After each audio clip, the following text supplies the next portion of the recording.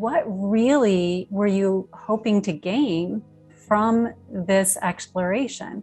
Because I feel like so many people are where you started that it would lend so much insight for somebody who's standing on that cusp of, but I know the material, I can hold the material, I can understand an evolution aspect of things.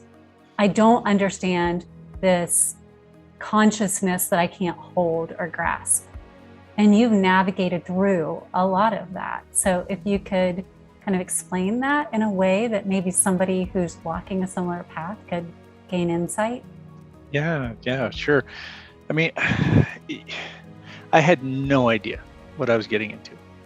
So that's the funny thing. I mean, I think and I imagine others, but definitely I thought I need to know what I'm getting into before I get into it, right? You know, you got this vision, you got, and in that vision, you can, map out a path, and you can, take the steps along that path, and then you can achieve anything you want to achieve, right?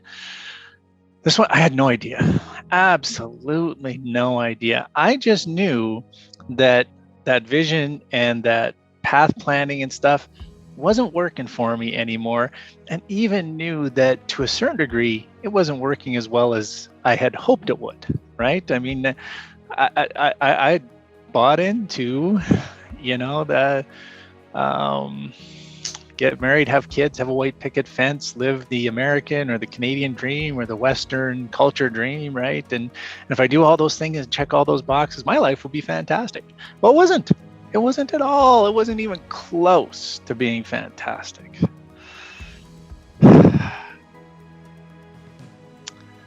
And so, to a certain degree, it's the fact that it's something else. It's something different.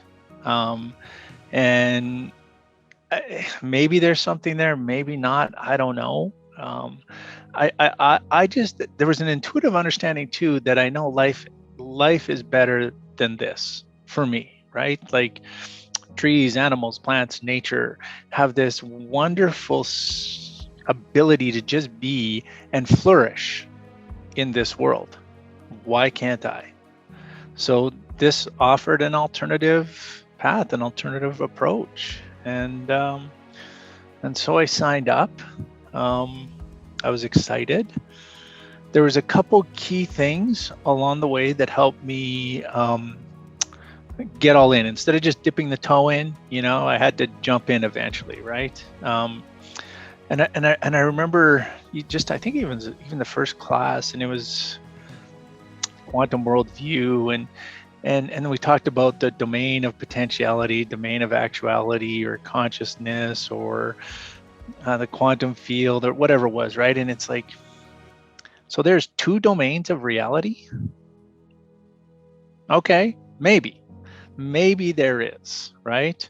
Maybe there is another domain of reality other than the physical domain.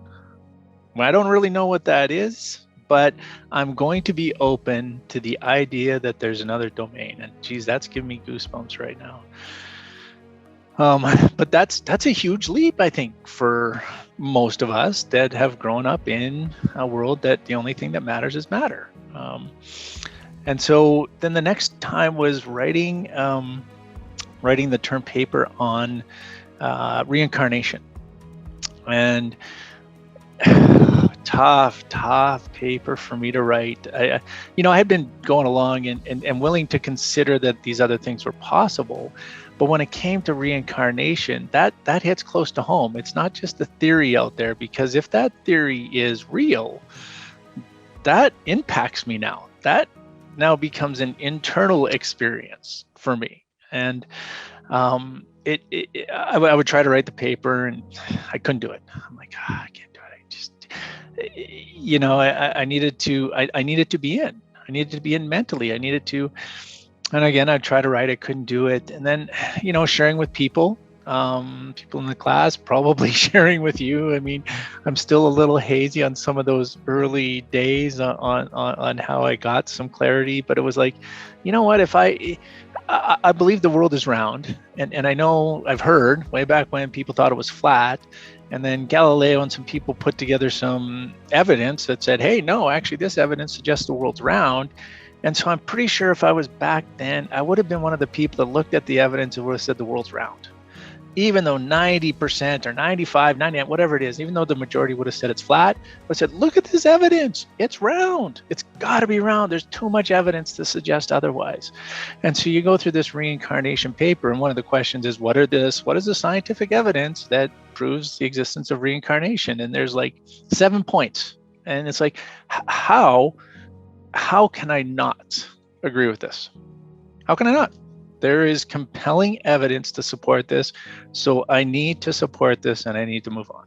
And so I wrote the paper and, just been exploring ever since with both feet in the deep end.